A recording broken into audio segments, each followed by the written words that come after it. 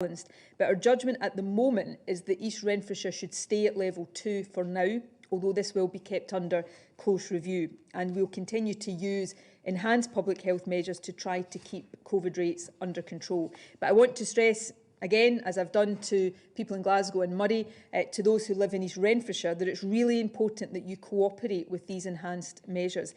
Get tested, even if you don't have symptoms, get the vaccine when it's offered to you, and be very careful when meeting other people, especially indoors. And although we are not putting travel restrictions in place for East Renfrewshire right now, please think about whether you need to travel over the coming week. If you were planning to meet up with friends in another part of the country, perhaps think about delaying that for a week or two. By doing that, all of you can play your part in reducing case rates and hopefully in ensuring that East Renfrewshire can stay in level 2 and then, of course, move on to level 1 with hopefully the rest of the country in the coming weeks. So I've taken a bit of time to go through the decisions in each of these 3 areas because they are complex decisions. We are taking consistent decisions, even if sometimes it perhaps might not look at that, because we are looking at the very detailed picture in each area and trying to be as proportionate as we possibly can be. Now, I've got one other measure that I want to set out today, which relates to travel within the United Kingdom. At the moment, anyone in a level 1 or level 2 area, and of course that is most of Scotland, can travel to any other level 1 or level 2 area within Scotland and to any other part of the UK. However, we know that there are particularly serious outbreaks of the April 02 variant in 3 specific English local authority areas, Bedford, Bolton and Blackburn and Darwen. So for that reason, from Monday onwards, we are imposing, hopefully temporary, travel restrictions on travel between Scotland and those 3 local authority areas in England. So if you were planning to visit friends or relatives or to stay in those areas, Bedford, Bolton and Blackburn and Darwen, you must delay your visit. We're not placing legal restrictions on travel to Lancashire or Greater Manchester more widely or to areas around Bedfordshire. But if you're planning to visit these areas in the next few days, please consider whether you need to make your visit or whether it can be delayed. And finally, remember that the situation with this new variant changes quickly. So if you are travelling to somewhere else in the UK, look and see what the situation at your point of destination is. At the moment, we would advise against travel to any part of the UK where there is an active health protection response associated with the April 02 variant. Now, we hope that these rules and guidelines will not be in place for very long, but at the moment, they are a further way of helping us reduce the risk that any more of this new variant comes into Scotland while we are trying to deal with outbreaks of it that we have right now. Now, I've got 2 brief final points that I want to make before I finally finish and go on to questions today. The first is about tomorrow's Cup final. Tomorrow will, of course, be a big day for both St Johnstone and Hibs fans, and I know that fans and indeed others will be wanting to watch the game. However, please don't gather in big groups in people's houses or in hospitality venues to watch the game. That is still against public health rules and is not safe in the current situation we face. And for supporters of the winning team in particular, and may the best team win, but for the winning team in particular, remember that no one, including fans, should be congregating anywhere in large numbers at the moment. So please enjoy the game, celebrate if your team wins, but for your own sake and for the safety of others, please do so safely. And that is something that I urge on every football fan watching the game tomorrow. Now, the final point I want to make before ending is really just about the overall course of this pandemic. Ever since we got the first news of the successful Pfizer and then AstraZeneca vaccine trials last autumn, we have believed that vaccination would provide us with a route out of this pandemic. And I want to stress today that that is still the case. I still firmly believe that. In fact, if anything, the performance of vaccines so far in real-world conditions, not just in clinical trials, has been remarkable and actually better than we could have dared hope back at the end of last year. But we also knew, and we still know, that the route out of the pandemic is never going to be completely straightforward and unfortunately will probably not be completely linear in every respect. We've always known that there would be bumps in the road, and what we're experiencing now is one of those bumps in the road. The presence of the April 02 variant in some communities is undoubtedly a setback. We know, or at least we're fairly certain, that it is more transmissible than the Kent variant we had previously been dealing with. But the upside, and I want to stress this as well, at the moment we don't see any signs that it causes more severe illness than other variants, and we believe that the vaccines still work against it. It's not possible to be definite on these issues yet. It's still very early days, but we should all continue to hope and indeed expect that over the summer we will be able to progress through our levels of protection and back to a much greater degree of normality. Over the next 3 weeks, we intend to publish more detailed work on our expectations for life beyond level 0 as we return, hopefully, to something that we all recognise is much closer to normal than even level 0 restrictions.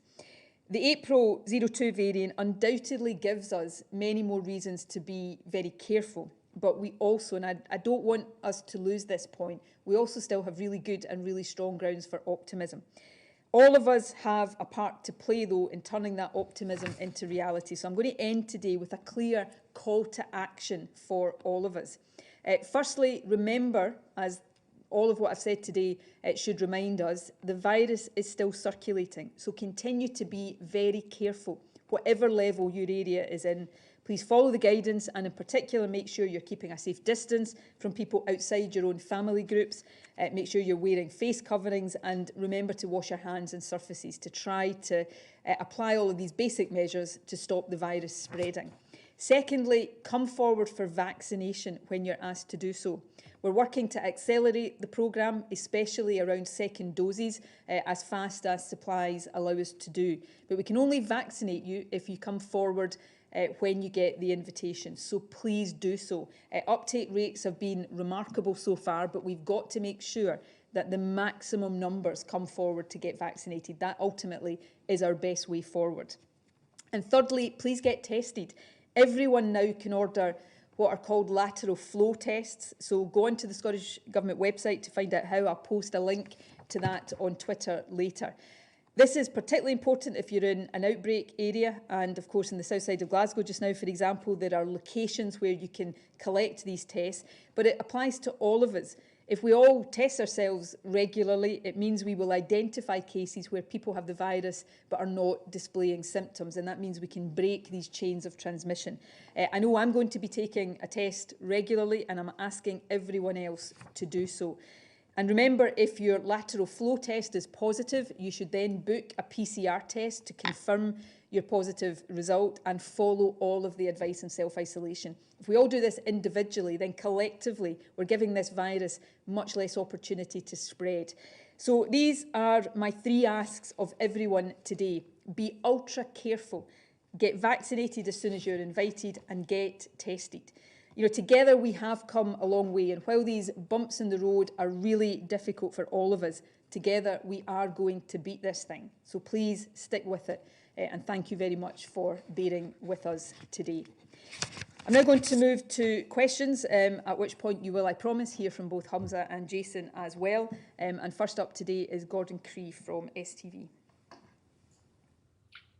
Thank you, and for what it's worth, I just had my first dose of AstraZeneca's finest this morning, so thank you to Laura, the vaccinator at the Pyramids, for that. On the subject of Glasgow, you've said for at least another week, but realistically, it feels like we're probably looking at longer than that, doesn't it?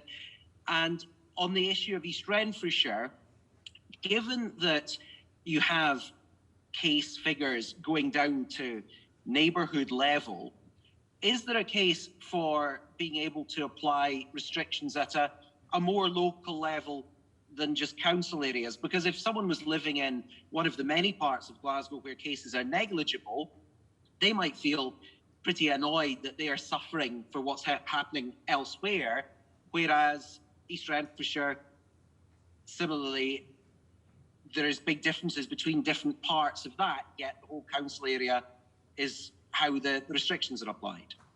Okay, thanks, Gordon. Jason might want to say a word or two about that latter question. Firstly, congratulations on your first dose of vaccine. It's always good to hear that people have had their first or their second doses. So be like Gordon, make sure you go and get your vaccination as soon as you are invited. These are two really good questions and really fair questions, and I will do my best to try to sort of explain the complexity around this as simply as possible. But I will be quite frank in saying these decisions are really complicated, and we have to try to make sure that we're taking them in as proportionate a way as possible, even if that sometimes looks as if they're not entirely consistent. They are consistent, but it's just that the consistency is based on some quite nuanced information and intelligence about what is happening. Firstly, on the duration for Glasgow, I can't promise, and I think it is not unreasonable to say that next week we may be saying another week. The reason I'm not saying we'll come back in 3 weeks now is that I think I hope the overall duration of these higher level restrictions in Glasgow will be shorter than was the case, earlier this year and at the tail end of last year. So I think it actually makes more sense to review on a weekly basis, because we don't want to keep Glasgow in higher level restrictions any longer than is necessary. Why do I think that? It's because of the scale of the public health interventions that we have in deployment right now. The surge testing, because we are able now, compared to an earlier stage, to use lateral flow devices much more routinely. And of course, we've got vaccination now, and that surge vaccination is really important. And if you live in the south side of Glasgow, and many of my own colleagues and friends are in this category, people who had their first dose just a few weeks ago are already getting the appointments for the second dose. So that's really important. There is also, of course, another factor that I talked about briefly in my opening remarks, is that we are hopeful now that case numbers rising do not, in the way that they were earlier on, before we had vaccination, that they don't translate into the same levels of hospital cases and ICU cases and deaths. And if that bears out, we're just not absolutely sure about that yet, but we're hopeful that that will be the impact of vaccination. And if that bears out, then we may, over the next weeks or months, get to a situation where case numbers are not quite the driver of our decisions that they have been in the past, because we know that even though case numbers are going up, vaccination is stopping people becoming reasonably, seriously unwell. So these are all factors that we are hopeful about and give us confidence that this will be a shorter period than would have been the case a few months ago. And that then allows us to have the weekly rather than 3 weekly reviews. In terms of the more localised restrictions, again, that may be possible at some points, but this is where some of the complexities come in. Firstly, we know that this Indian variant, although the outbreak in Glasgow right now is very heavily concentrated in the south side, when I talk about case numbers of just over 100 per 100,000 for the city, that masks case numbers or case rates in the south side that are much, much higher than that. But we know the variant is present in other parts of the city as well. And in determining where to put travel restrictions, we just have to be mindful of people's travel patterns. People might live in the south side of Glasgow, but in the city, they don't necessarily stay in the south side of Glasgow all the time because they work elsewhere, and vice versa. So sometimes it's the travel patterns that we have to take account of, as well as where the eye of the storm in terms of the infection is. So it's not always as straightforward as we would like it to be. But as I hope you can see today, even taking the risk of what might appear to be apparent inconsistencies, we are trying to be as proportionate as possible. And that will always, particularly in this period ahead, be what we seek with our decisions. So that was quite a lengthy answer, so my apologies. I'll see if Jason wants to briefly add to it. I think you've covered most of it. I'm delighted you've been vaccinated, Gordon. That's terrific. We've reached that age group, so I hope everybody takes encouragement from that, and everybody should go when asked. And we're bringing forward some vaccination, particularly second doses, to protect individuals, particularly in those areas the First Minister's already outlined. The only thing I would add is, remember, this is two things. The advice the First Minister gets is data plus local public health intelligence. And that local public health intelligence feeds up from very, very local intelligence, streets, areas, up to the Glasgow public health leaders, and then in to the government. So they believe there is a difference between these two places. They believe there is a difference between the Glasgow outbreak and the East Renfrewshire outbreak, because they know the streets, they know the people, they know where the positive cases are. Now, the advice is often very similar. Get tested, make sure you do that universal twice a week testing, go if there's testing available, get your vaccine when it's available. But there is a difference in how we give that advice because of the nature of those two outbreaks. Thanks. David Henderson from the BBC. Thank you, First Minister. Let me ask, since the pandemic began, you've said the lockdown is in place to save lives and protect the NHS. So in recent days, can you clarify, have we seen any increase in pressure on NHS hospitals, NHS services in Glasgow? And does that still guide your thinking on reopening society? And more broadly, how do you maintain public goodwill towards what are very tough, very widespread restrictions when Glasgow's been in some sort of lockdown on and off since October, and most of these latest infections are in very small hotspots? I think in terms of your first question, I think I probably answered this in my answer to Gordon Creed, but I'll cover it again. So have we seen an increase in hospital cases in Glasgow? Yes, we have over the last few days, from a very low base to something that is still a low base, but there has been an upward tick in that.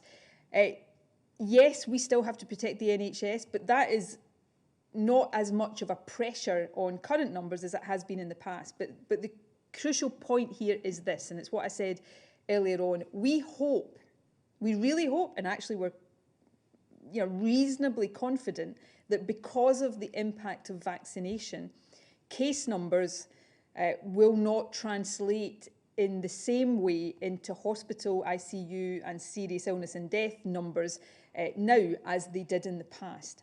But we don't know that yet, because there is a time lag between cases and people falling seriously ill. So until we've got greater confidence around that, we still have to, at least in the back of our minds, if not in the forefront of our minds, leave open the possibility that the rise in case numbers in Glasgow now, 3 or 4 weeks from now, will be significant pressure on the NHS. We hope very much that that will not be the case, but we need to give ourselves a bit more time to be confident of that. Now, I remember actually as we came out of wave 1 and started to go into the foothills of wave 2 last year, people said the same thing. Oh, case numbers are not translating into hospital cases. Actually, what we found back then was that quickly changed.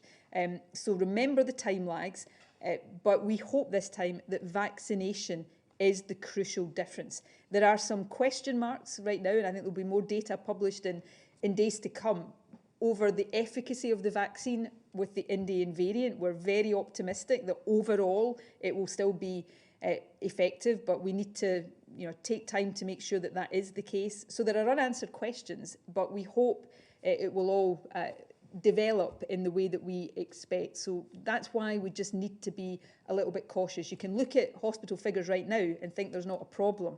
That might look very different in 3 weeks' time if our assumptions here are wrong, which obviously we hope they're not. And in terms of public goodwill, I understand this. I live in Glasgow, so yeah, I come to work here in Edinburgh, but I'm subject to the same restrictions. Before last Friday, I was really looking forward to having my family in my house, possibly this weekend, in the permitted numbers, of course. I was really looking forward to the prospect of being able to give my mum and dad a hug. I can't do that this weekend because I live in Glasgow and they can't come to me and I can't go to them. And that is the situation for everybody who lives in Glasgow. So if you're asking me, do I understand this? Yes, because I'm part of the population of Glasgow, as is Jason. So this is really, really difficult, and it gets more difficult with every day that passes. The public have been exceptional, and I've said before and I'll say again, I will never be able to convey the gratitude that I feel towards members of the public who've behaved so responsibly. We need to keep doing this until we're out of danger, because if we don't, then all of us will bear the consequences of that in terms of the implications we all know. And I do believe we are closer to the point where these rising case numbers may not be the same concern for the reasons I've said, because the vaccine kicks in and the vaccine stops the implications of this being as severe as it has been in the past. So I think we are much closer to the end of this, not the complete end of the pandemic, that will be a global decision, but the end of these kind of restrictions in Scotland. But there was always going to be bumps in the road, and we've got to just navigate our way over them, round them, through them, whatever, to get to that end point. So I would ask people to stick with it, even though I know how difficult it is. Hamza, do you want to say about your, obviously represent a constituency that is affected by this as well? So do you want to say just a bit about that? Yeah, I do, and that's why NHS Greater Glasgow and Clyde have urged those that are in a younger cohort to come forward in parts of the constituency I represent. That's the G51, G52 area, as well as the G41, G42 and the G5 area as well. What I'd also say, just to add to what the First Minister's already said, is hopefully in the next week we will also gather as much intelligence and information from the conversations that we have with other devolved nations and, of course, the UK government as well. Jason will correct me if I'm wrong here, but my understanding is that when it comes to the April 2 variant, the emergence of that was a couple of weeks earlier in Bolton and some of the areas that the First Minister outlined in her opening remarks. So we are working closely with other devolved nations and with the rest of the UK to gather as much information about the effects of the April 2 variant, particularly, again, as the First Minister has stressed, whether that critical question, does it lead to greater hospitalisation and greater admissions into ICU. So that additional week buys us also some more time to find out more about this April 2 variant. Jack Foster from Global.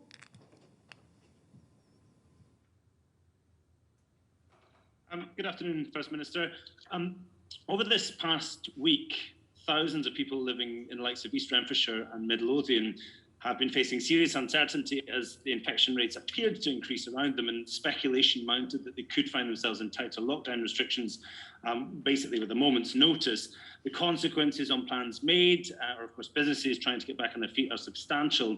And yet, despite all of that, there has been no briefing from the government in 10 days. On top of that, when Glasgow discovered that it would be remaining in level 3 this time last week, the announcement came not as part of any statement or an official update, but in response to a question in Parliament. Now, even many of your harshest critics have said that one of the defining aspects of your leadership throughout this pandemic has been communication and a willingness to have the government's decisions scrutinised. Given that these decisions can often be the difference between some businesses staying afloat or going under, or for individuals upending plans and so on, even where the news is not terrible, as for many people in East Renfrewshire today, the anxiety of not knowing can be just as damaging. How confident can people be that they won't have to wait this long for any update, even if that update is simply to say we don't know in the future? So we've gone from these briefings are too frequent and I'm doing them too often to I'm not doing them often enough. I probably could have predicted that at some point. Look, we've been in an election campaign where I've been restricted over the course of this week. We've had lots of parliamentary process that I've personally, had to go through, being elected again as First Minister, doing the official part of this. And we've also been trying to take the decisions and take them as close to the point of decision as possible. If I'd been taking a decision on East Renfrewshire 2 days ago, it might have been a different decision to the one I feel able to take today because I've got more local intelligence. And just to directly respond to the last Friday point, I am accountable to Parliament. So I was preparing to stand here last Friday afternoon, perhaps a bit later because of the cycle of decision making we were in last Friday, and announced the decision around Glasgow and Murray. But then I was required to be in Parliament to answer a question. I don't have the option to say no to Parliament and to come here and do a briefing instead. So I fulfilled my duties to give the answers to Parliament. So that's the way these things work. I will do these briefings as often as necessary to guide the country through this, and we will also take decisions. I can't take away the uncertainty of this. This is an infectious virus that I can't look ahead a week and know with certainty how it's going to be spreading and progressing. I wish I could, but I can't. I've said many times before that I don't have a crystal ball. What I try to do is take decisions at the optimal moment. And by optimal, I don't mean that makes it easier for anybody, but not to take them prematurely, so that we're being harder than we need to be, and not leave them too late, so that we are, you know, allowing things to develop in a way that we don't. So trying to take these decisions as close to the point where we can be as certain as we can is not perfect, and we don't always get this right, but we're trying to do that as best we possibly can, and will continue to do so. Alan Smith from Bauer. Thank you, First Minister. I was just wondering about the sub-ticking cases that we're seeing just now and the impact that might have on your overall road out of restrictions. Level 0's earmarked for the end of June. Is that still, do you think we're still on track to get to level 0 by the end of June? And when you've got areas like Glasgow remaining in level 3 for a little bit longer, could we be in a position where parts of Scotland move to level 0 and other parts of Scotland like Glasgow are just that further bit behind? And just secondly as well, do we have any updated confirmed numbers for the April 02 cases in Scotland?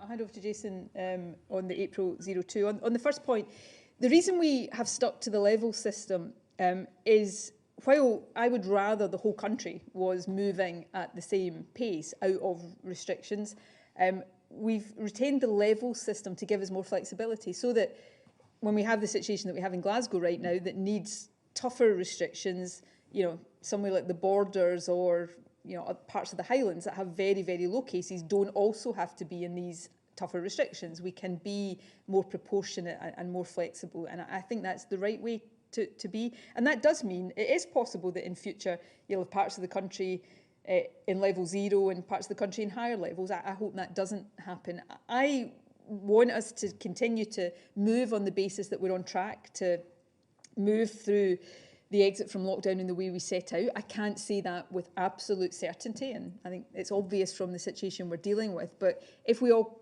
do the right things, if we continue to make sure as government that these public health interventions are being properly deployed, then yes, I think we should continue to be optimistic that we can move more or less together through those levels, get to level 0, and then, as I say, look beyond level 0 to what is a much greater degree of normality over the summer. But, you know, I really do understand, because I feel it myself, that the longer we go through this, the less patience all of us have with the nuances and the complexities and the uncertainties of all of this. I really do understand that.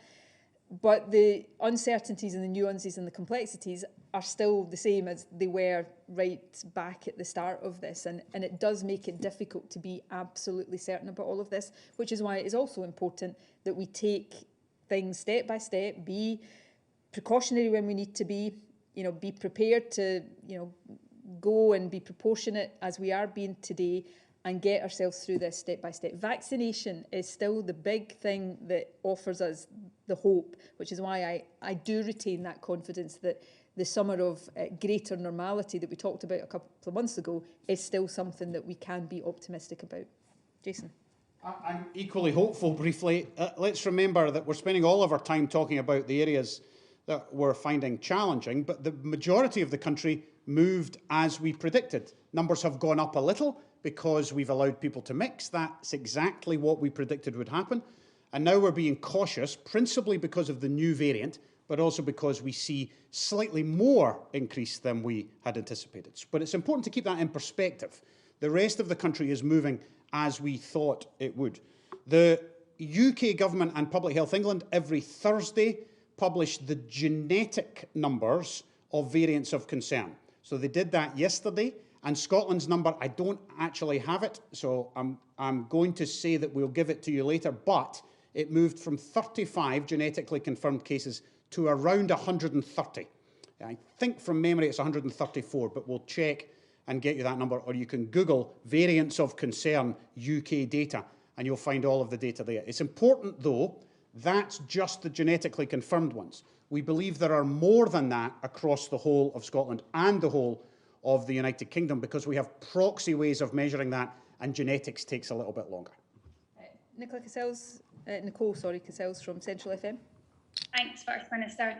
So there's been confusion recently around countries on the amber travel list about whether people can or can't go to them. So why is the government not just saying you can't go to these countries instead of saying you can go, but actually you shouldn't go? Well, we're putting in place a risk-based system. We have put in place a risk-based system because some people have to travel for essential purposes, and we need to make sure the rules are clear based on a risk stratification. That's the green, amber and red. But anybody who has listened to me over the course of the past few months will have heard a very clear message. If you do not need to travel, don't travel internationally, is my advice right now. That's tough advice. It's really tough for the aviation sector. I know that, and often get, understandably, a lot of criticism and pushback there. But that has been my consistent advice. We need to have rules in place for those who feel they have to travel. But right now, you should not, in my opinion, be travelling abroad on holiday. People get upset, and I understand this when we talk about international travel as if it's all about holidays. For a lot of people, international travel is about seeing their family that they've been separated from for a long time now, and many people will think that that is essential travel. But if your travel is not essential, stay in Scotland. As we see, this virus is mutating, new variants are developing, and the safest thing to do, if you can possibly manage it, is to stay in Scotland until we are much further through this and in a safer position. Tom Eden from PA. Thank you, First Minister. Good afternoon. Pupils and teachers are still in the dark about the SQA's appeal process for this year's assessments. Time's quickly slipping away until grades have to be submitted by teachers, and no one knows what evidence needs to be gathered specifically to challenge any awards or changes of grades. Fiona Robertson there, the SQA's chief executive, said to MSPs in March the details will be published late April, early May at the latest. That's obviously untrue. John Swinney said last week it would be published shortly, but the SQA told me this morning that it had still not been finalised. Is that acceptable? And when do you think you'll be able to publish details? And does this mean, or does it look like we're on course for another exams fiasco? No, I don't think we are, but we're taking great care over these decisions. So it's important that we try to get the system for appeals right, and we've been listening carefully to some of the representations that have been made from including the Children's Commission. I personally had discussions with education officials about this week to make sure we get the details of that right. The details of it are being finalised, and we do expect to publish the details of what the appeals process looks like very soon. And I hope that it will give a lot of reassurance to young people that if they feel when they get to the grade that is awarded to them that they are not happy with that, then they have the ability to go through an appeals process. But I hope people will understand, given the situation we're in right now, that we're taking time, and the SQA is taking time to get that as right as possible. But obviously the model that has been agreed with the input of teachers and with the EIS in particular for the certification of results this year, the alternative certification model. Again, a lot of time has been taken over that. I know it's an anxious time for young people and indeed an anxious time for teachers, but it's important that we do these things as well as we possibly can for the interests of young people, and that applies to the appeals process as well. Rachel Watson from the Mail. Thank you, First Minister. I just want to follow up on Alan's question about the move forward through the easing of lockdown restrictions. Are we still currently on track to meet the early June date for move into level 1 for most of the country? And just back to Glasgow, we have seen a slight rise in hospitalisations in Glasgow, and I wonder if there's any information you can give us in relation to the vaccination status of these people who are in hospital. Have they had any dose, 1 dose, 2 dose of the vaccine? I'll hand over to Jason on that. I mean, as I said in response to a question earlier on, we have seen a slight increase in hospitalisation in Glasgow, but it is still at very low levels. So, for reasons of patient confidentiality, we will be very restrictive in anything we say about the nature of that. But Jason might want to give a word or two more detail. I don't think I've got much to add to my answer to Alan on the first part of your question. I hope that we can meet all of the milestones that we've set, at least for most of the country, even if we have hotspots that might make that different. But I'm not going to prematurely make these decisions, because actually that is not the best way of trying to do it. We will set out what we think about the June milestone much closer to that, so that we can take account of all of the up-to-date data. But I hope, and I am optimistic, that not least with the benefit of vaccination, we will still be able to move through the milestones that we set earlier in the year. So 4 weeks ago, there were 93 people in hospital. 2 weeks ago, there were 68.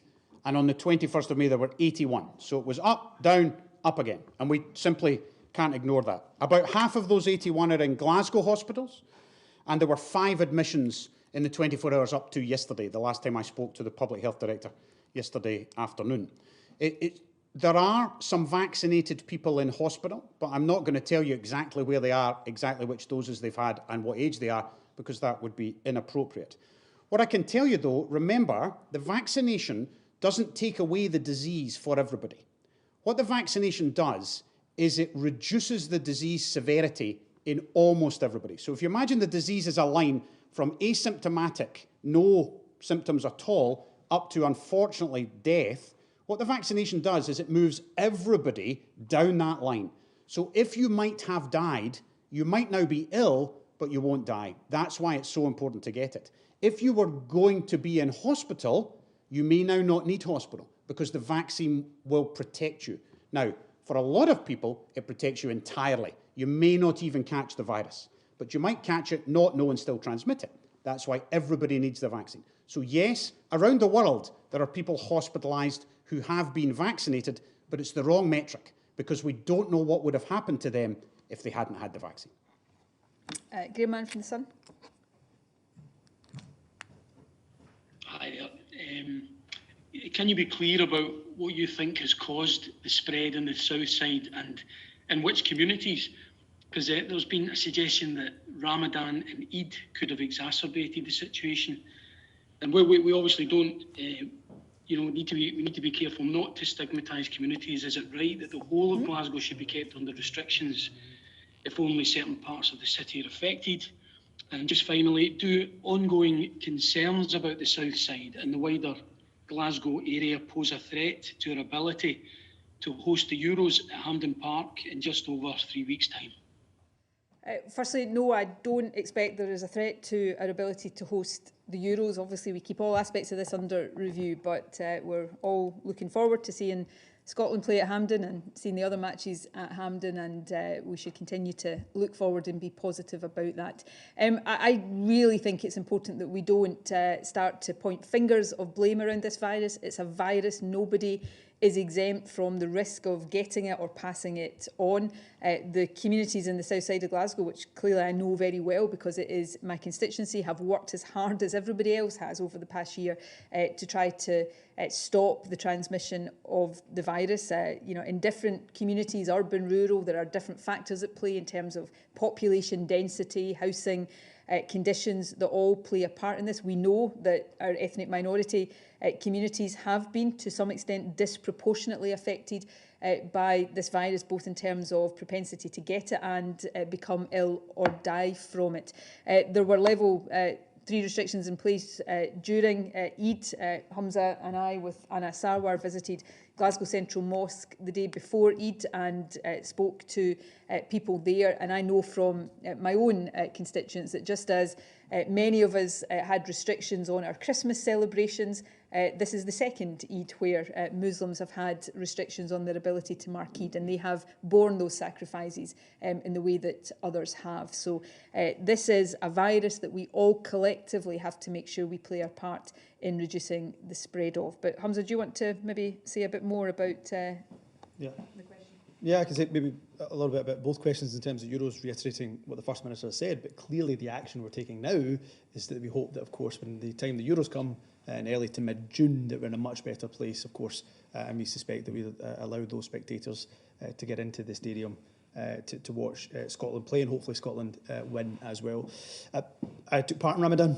I fasted during Ramadan and had another Eid where I didn't get to see my family, and that was a sacrifice, of course, I was very happy to make, understanding the public health imperative. But I know certainly from my conversations with friends, family members, but also because I've grown up in that community, particularly in the community in Pollokshields and around the south side of Glasgow, that many people made that very same sacrifice. And I have to say I was hugely impressed that when I did visit Glasgow Central Mosque, and I have visited other mosques as well when restrictions have allowed, that they have got really stringent measures in place, an excellent one-way system.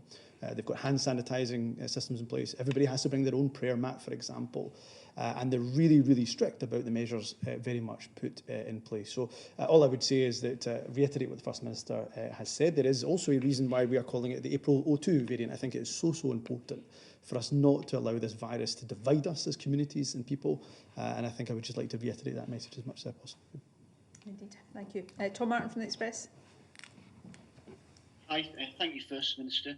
Could I just return to the question of public goodwill and the situation in East Renfrewshire?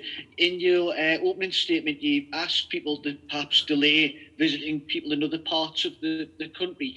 How seriously do you think the people in East Renfrewshire should sort of take this reprieve and this opportunity to help get things back under control? And is there any other sort of things you could recommend they do to get the situation back under control?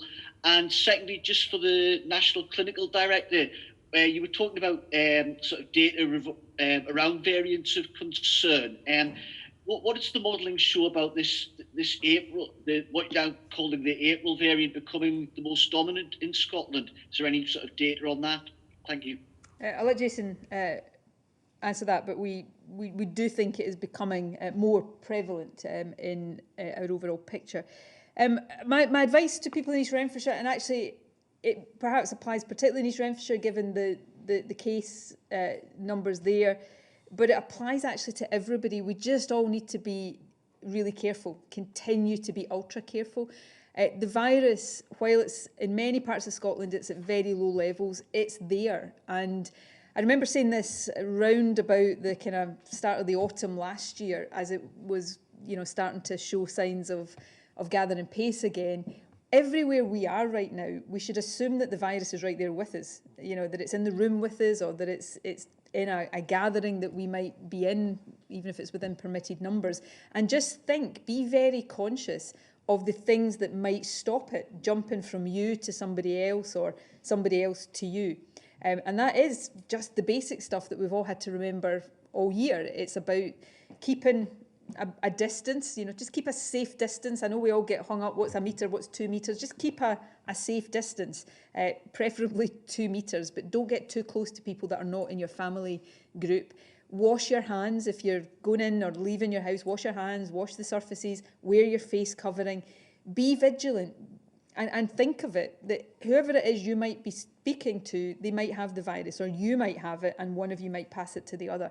And that sounds really basic, but when we strip it all back, it is really basic in terms of what you can do to stop a virus spreading. And that applies more indoors. So level 2 obviously allows more indoor interaction than level 3. But just because it allows it doesn't mean you have to go indoors. If you can stay outdoors, stay outdoors. If the weather is reasonable, if you've got family around, particularly in East Renfrewshire right now, stay in your garden rather than going inside. If you're going for a coffee or a beer somewhere, if you can, sit outside rather than go indoors. It's just all this really tedious. I know it's always driving us all mad, but really tedious, but really important stuff that we just need to try to do to stop it spreading. And if every one of us remembers that, then all of these individual actions will add up to a big collective effort. There are 16,000 versions of this virus in circulation around the world, and the virologists describe virus fitness. And every so often, one becomes fitter than the others and wins. Now, fitness does not imply worse disease or vaccine escape. They're different things. But the one that wins the race is the fittest. That might be because it attaches to your cells better. It might be because it's more transmissible, but it may not be. So this one appears to be fitter. And therefore, it is winning the race in the north of England, and it's increasingly winning the race in some of our communities. So we think it will almost certainly become the dominant variant. That's not necessarily something to worry us. What we need to know is the answers to the questions the First Minister outlined at the beginning that I simply cannot tell her yet. So is it more transmissible? Does it cause the same disease, worse disease, or perhaps less disease? And what's the relationship with vaccines? So far, it looks very similar on all three of them, but there are large confidence intervals around those data, so I cannot be certain. And that's why the advice is so difficult to give and the choices are very difficult to make. Thanks. Dan Sanderson from The Telegraph. Thanks very much, First Minister. Just on Glasgow, if the case numbers continue to rise, potentially if we start to see the impact of the Rangers fans' actions and the other protests we've seen recently, is it possible that it could move back up to level 4 to get this under control? And also, you published a strategic framework update with, I think, based on World Health Organization recommendations, which suggested 50 cases per 100,000 was sort of the threshold for moving into level 2. Can we basically disregard that now, given clearly East Wren is more than double that and is still able to stay in level 2, or is that still part of your thing? Thanks. No, you can't disregard it, Dan, and can I gently suggest you maybe go and read it again and read it closely? The 50 cases per 100,000 is one of the measures we use, but it's not the only one. We use a basket of measures, and we've always said very clearly that it involves judgment as well, and it involves the very local public health intelligence that Jason talked about earlier on that feeds through into these decisions. This would be so much easier for everybody, including me, if it was just a kind of magic, metric that you just looked at, and as soon as it got to that, you flicked a switch. It's not. And if I was to try and base my decisions on that kind of formulaic way of doing it, I would sell people short, because we would end up with people in higher restrictions than necessary, or we would end up, not taking measures that were necessary, and then allowing the situation to run out of control. So I know it's harder for me as the decision maker.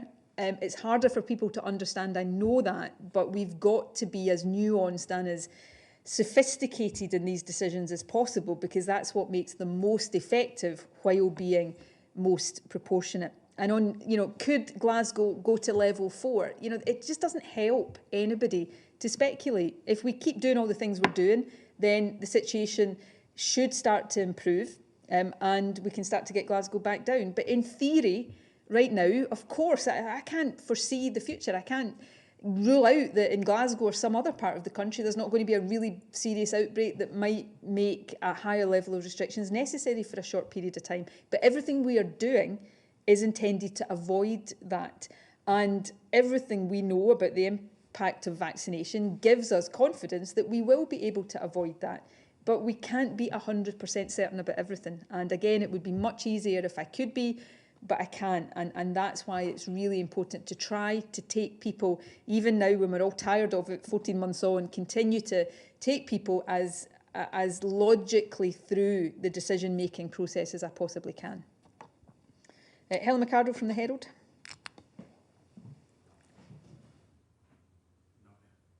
Oh, sorry, I've been told Helen is not with us. So the last question today in that case is Elsa Maishman from the Scotsman. Thanks, Twitter. As well as Glasgow and East Renfrewshire, are there any other areas you're concerned about with regards to cases and a possible move to level 3 perhaps? Midlothian, for example, are you concerned about, or Clackmannanshire? And secondly, just on the ruling released today from the Scottish Information Commissioner about National Records of Scotland releasing information on care home deaths during the pandemic, are you able to respond to that? And do you think the release of that information is important for transparency around the COVID-19 pandemic? I'll respond to that in a second. I mean, obviously we publish data now for different areas, so I'm not going to start naming areas, but any area that's got an increasing level of infection is a worry for us, and we look at it very closely. And we look at all of these areas. We have a watch list of areas that have rising case numbers. As I say, that is not some great secret, because anybody can go onto the Public Health Scotland website and look at the case numbers in their own, very, very localised community. So people can work out the areas that we'll be watching carefully. But we think at the moment that apart from Glasgow, other parts of the country can safely stay in level 2. In fact, our islands, or many of our islands, are in level 1. But we know that situations can develop quickly. So this literally is a daily monitoring exercise, as indeed it has always been, and it will continue to be. On the issue of the NRS statistics around care homes, I'd say, I think, a couple of things. Firstly, some of the reporting around this has suggested that the decision of NRS not to publish the breakdown of care home deaths by care home somehow masked the scale of care home deaths. And I want to be very, very clear that that is not the case.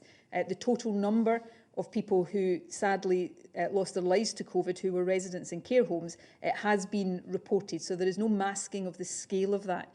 This was an issue about the publication of data that allowed that overall number to be broken down to individual care homes. That wouldn't have changed the overall number.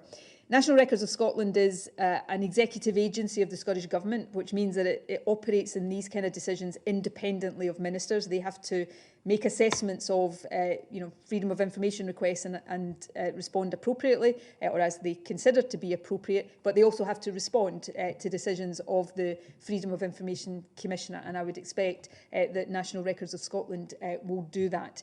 There is absolutely no intention. The last point I would make, of course, is some of this information has already been released through, I think, release of information and data from the Crown Office a matter of weeks ago. I would simply, say very clearly, and I hope people have heard this from me before, there is an absolute determination on the part of me, everybody in the government, and I think all of us, to learn every possible lesson from what we've been through in the past 14 months so that we can have proper scrutiny and accountability, but more fundamentally so that we can learn the right lessons. That's why I want to see a public inquiry get up and running as quickly as possible, but it's also why we will continue to learn the lessons as we go from the data, and that includes in care homes, and many of those lessons that have been painfully learned over the past year have led to a material change in the situation in care homes in the second wave of this virus to that pertained in the first. So that transparency and scrutiny is really important for all sorts of different reasons. That concludes the questions today, so my thanks to all the journalists for them, my thanks to Rachel for her BSL interpretation, and thanks to Humza and to Jason for joining me today. We will regularly update from this podium over the course of the next few weeks, and we'll notify the days on which these briefings are taking place. If there is a need to do them more frequently, we will absolutely do that. For now, though, can I just remind you of that 3-point call to action from earlier on, particularly important in the outbreak areas of the south side of Glasgow, the whole of Glasgow City, East Renfrewshire, and also important, though, in every part of the country if we are to collectively continue, notwithstanding the bumps in the road, to get ourselves through this. So remember to be careful. Act as if the virus is there around you and take the steps that we know work in stopping its spread. Secondly, please come forward for your vaccination as soon as you are invited to do so. Uptake rates have been high, but not everybody has come forward to attend their appointments. Health boards will be working to try to get people who have maybe missed their appointments to come forward in future. But if we all come forward at the first time of asking, we'll get that vaccination protection spread as quickly as possible. And thirdly, get tested. You can order the lateral flow devices to test yourself up to twice a week. I would encourage you to do that, and as I say, we'll tweet a link later on. And then if you test positive in a lateral flow device, the advice is to book a PCR test so that that can be confirmed, but that you can then start to follow all of the advice around self-isolation. All of these steps help break the chains of transmission. And today, just as much as was the case right at the outset, it's all of our individual actions that will add up to the collective effort. And I absolutely still believe get us through this and into a position of much greater normality as we get through the summer. So please, I know how difficult it is when we have these setbacks, but stick with it. Together, we've come a long way, and together we are going to get through it. So thank you very much indeed, and I will see you from here next week.